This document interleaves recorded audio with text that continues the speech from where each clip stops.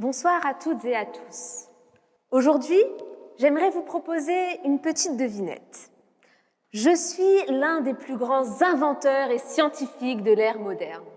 Mon héritage a laissé des traces indélébiles dans votre quotidien. Je suis un insatiable curieux, un travailleur acharné. Je suis à l'origine de l'ampoule électrique du phonographe. Je suis Thomas Edison, évidemment. Même si certains d'entre vous n'ont pas réussi à l'identifier, je suis persuadée que ce nom ne vous est pas inconnu, que vous l'avez déjà entendu au moins une fois dans votre vie. Sa renommée est d'ordre mondial.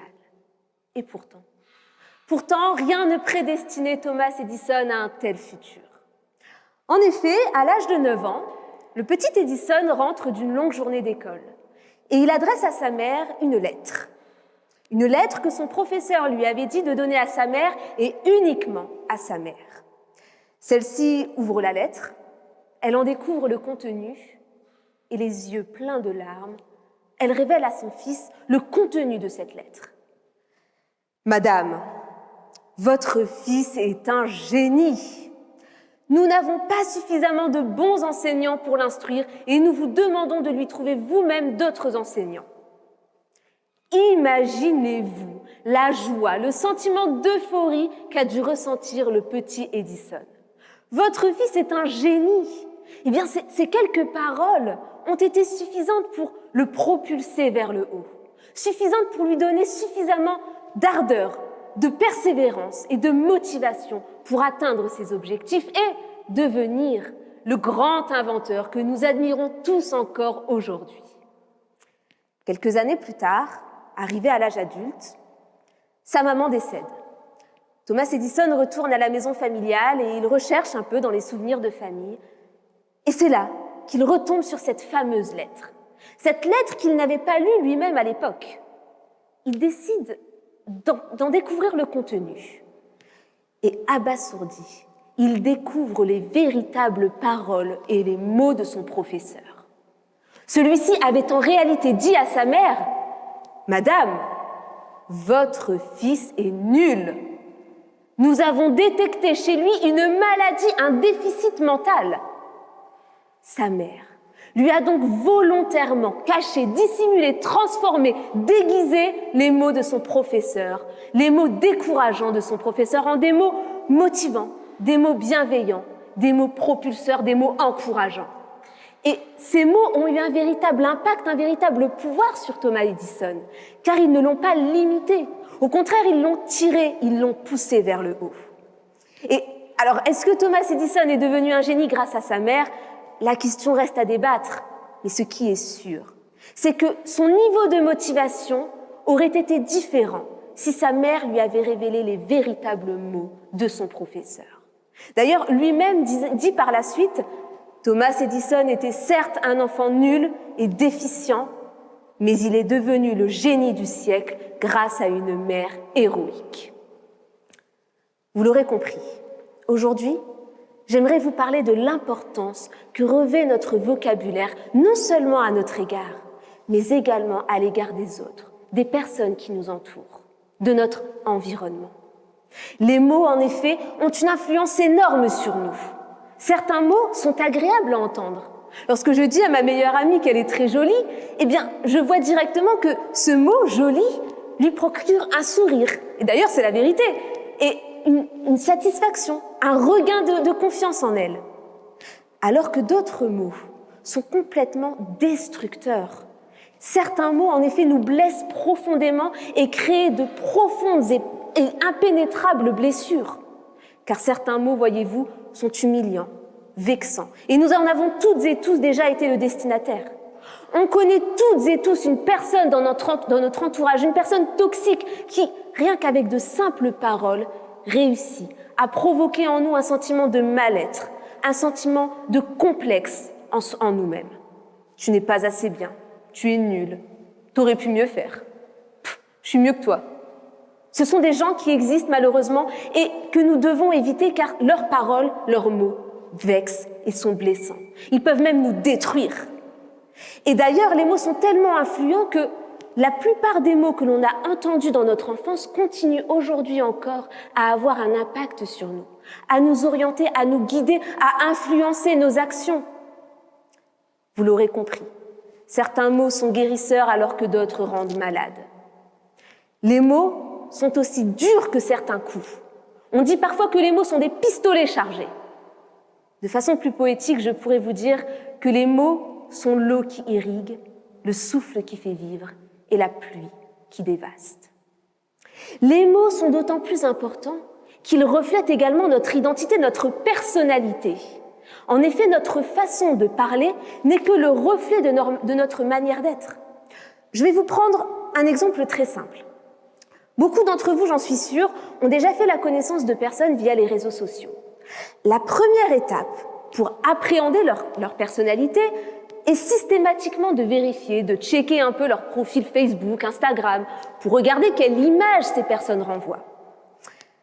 Mais en réalité, êtes-vous pleinement et totalement fixé sur la personnalité d'une personne après avoir épluché son profil sur les réseaux sociaux? Confucius disait « Une image vaut mieux que 1000 mots ». Mais c'est là que je suis en total désaccord avec lui. Si nous voulons véritablement décortiquer, appréhender, connaître et partager, découvrir, explorer la personnalité d'une personne, nous avons besoin d'une discussion, d'un échange verbal avec elle. Car les mots que nous prononçons ne sont que le reflet de ce que nous sommes. Les mots permettent alors de refléter notre identité, notre personnalité. Ce que nous disons sur autrui n'en dit pas tant sur eux que sur nous-mêmes. Nous sommes ce que nous disons. Je vais vous prendre un autre exemple. Imaginez que vous êtes en train d'avoir une discussion avec une personne. Et cette personne vous parle de sa meilleure amie. Vous vous attendez à entendre des phrases bienveillantes, égayantes à l'égard de son amie. Mais en réalité, votre interlocutrice vous dit « Oh mais cette fille, c'est vraiment une catastrophe, elle est pitoyable, elle est mauvaise, elle est ridicule, je la supporte pas. » Vous aurez retenu 2 choses de cette discussion. Premièrement, l'amie de votre interlocutrice est probablement une personne ridicule, pathétique, méchante. C'est possible. Deuxièmement, et le plus important, votre interlocutrice n'est pas une personne de confiance, n'est pas une personne fidèle, loyale. Car si elle est capable de prononcer les pires atrocités du monde sur sa meilleure amie devant vous, mais imaginez-vous alors ce qu'elle pourrait dire à votre propos dans votre dos. Vous le voyez bien, les mots ne sont que le reflet de notre identité. Et les mots sont d'autant plus importants aujourd'hui, dans une société qui enferme les individus dans des catégories, dans des cases, qui distribue des étiquettes à tout va. Et cette étiquette, elle nous est attribuée par les mots que nous utilisons. Lorsque vous dites à une personne « je suis étudiant en droit », ces quelques mots « étudiant en droit » suffisent pour vous distribuer l'étiquette d'un juriste en herbe, alors que vous en êtes encore à étudier les principes généraux du droit. Les mots nous donnent notre place dans cette société. Ils nous donnent notre identité sociale. Mais bien plus que de distribuer des étiquettes ou de dresser des portraits, des personnalités, des profils, les mots sont véritablement propulseurs dans notre vie. Car chaque mot que nous employons a sa propre énergie. Et c'est pourquoi nous devons utiliser des mots qui sont en lien direct avec nos objectifs. Il y a en effet une différence évidente entre une personne qui se répète inlassablement « je suis nulle, je n'y arrive pas, c'est la catastrophe, faut que j'abandonne, j'arrête, je suis nulle, je ne suis pas à la hauteur » et une personne qui va se dire à elle-même « je vais y arriver ». Coûte que coûte, j'atteindrai mes objectifs. Je suis forte et je vais le faire. Alors que la première personne se programme psychologiquement à l'échec, la deuxième personne, elle, se met dans les meilleures conditions pour atteindre ses objectifs. Et cela a été prouvé scientifiquement, car nous disposons toutes et tous ici d'une zone cérébrale appelée système réticulaire d'activation. Et cette zone permet de sélectionner toutes les informations que nous recevons chaque jour pour ne sélectionner que celles qui sont importantes, pertinentes, intéressantes à notre égard. Que celles qui sont en rapport avec notre pensée, avec nos mots, avec nos expressions, avec ce que nous disons. Je reprends l'exemple du départ. Une personne qui va se répéter « Oh, mais ma vie, c'est une horreur, j'ai vraiment pas de chance », eh bien, son système d'activation réticulaire va sélectionner cette information et se consacrer uniquement sur les aspects négatifs de sa vie, quitte à laisser de côté tous les bienfaits dont nous disposons. Le simple fait de respirer, le simple fait d'être en vie, le simple fait de pouvoir se lever tous les matins, d'accomplir quelque chose, de devenir quelque chose. Pourquoi devrions-nous laisser cela de côté, alors que ce sont ces choses qui pourront nous permettre de devenir quelqu'un? Utilisons dès aujourd'hui des mots qui sont en lien direct avec ce que nous aimons, avec ce que nous voulons faire. Maître Yoda avait raison. On ne peut pas soit essayer quelque chose, soit tu fais quelque chose, soit tu ne le fais pas. Mais arrêtons de dire « je vais essayer ». Nous devons dès aujourd'hui dire « je vais le faire, je peux le faire ». Ce sont ces mots forts, ces mots positifs, ces mots lumineux et rayonnants qui provoqueront en nous un sentiment de motivation, qui nous permettront d'atteindre un niveau d'engagement supérieur et qui nous permettront de trouver la force pour nous lever et réussir nos objectifs. Les mots sont propulseurs et j'en suis la preuve vivante. Pour vous expliquer, je dois reprendre l'histoire du début. Depuis toute petite, j'ai toujours été considérée comme, de la part de mes parents, de mes professeurs, comme l'élève qui réussira des études de médecine et qui deviendra médecin. On ne m'a jamais demandé mon avis, on m'a juste dit, toi, on te voit en médecine et tu dois aller en médecine. D'un nature un peu influençable, je me suis laissée guider par ces directions. Et après l'obtention de mon baccalauréat, c'est naturellement que je me suis orientée en médecine. Et quel était mon objectif ? Mon objectif était d'avoir ma première année de PACES pour satisfaire les exigences et les attentes que les autres avaient de moi. Après une première année difficile, où j'ai beaucoup travaillé, j'ai eu l'opportunité de redoubler. J'ai saisi ma chance et je me suis dit, allez, cette fois, c'est la bonne, tu auras ta première année de PACES. Mais ce redoublement, voyez-vous, a constitué un véritable déclic dans ma vie. Parce que c'est grâce à ce redoublement que je me suis rendu compte que ma place n'était pas en médecine, que je passais à côté d'une belle et grande opportunité, et que mon rêve, le plus profond en moi, que je cachais depuis des années, était de devenir avocate, de faire des études de droit. Mais j'avais peur. J'avais peur de me réorienter et je gardais ce sentiment bien profond, caché, sans poser de mots là-dessus. Mais un jour, la cocotte minute a explosé. La veille des examens de ce semestre de PACES, j'avais besoin d'évacuer tout cela. J'avais besoin de mettre des mots, de m'exprimer. Et j'ai trouvé en ma sœur la meilleure des confidentes.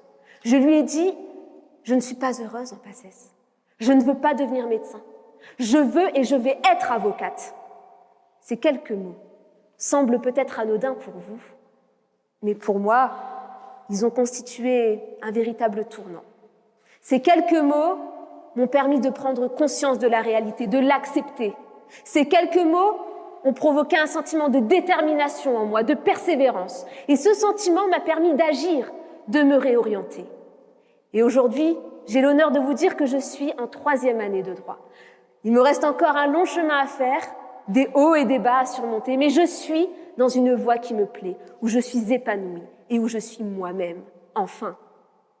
Et ce dont je me souviendrai toujours, voyez-vous, c'est le comportement qu'a eu ma sœur à mon égard et les mots qu'elle a choisi de m'adresser. C'est pas grave, Nora, tu vas être capable de le faire. Tu peux le faire. Il n'y a rien de mal à se réorienter. N'aie pas peur, aie confiance.